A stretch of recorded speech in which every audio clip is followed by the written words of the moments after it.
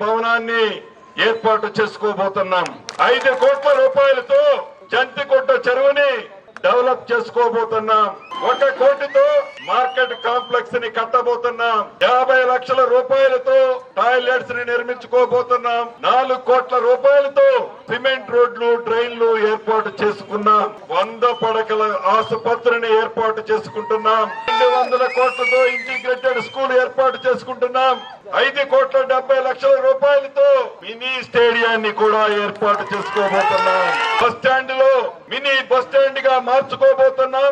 Central lighting నాకు తెలిసి 1-2 రోజుల్లోనే వెలిగించుకోబోతున్నాం. మార్చరీని నిర్మించుకున్నాం. డయాలసిస్ సెంటర్ యూనిట్లు పెంచుకున్నాం.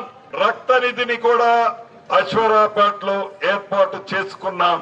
ఈ నియోజకవర్గం అంటే నాకు అమితమైన ప్రేమ. నేను కష్టాల్లో ఉన్నప్పుడు ఈ నియోజకవర్గ ప్రజలు నాకు అండదండలుగా ధైర్యాన్ని నింపారు.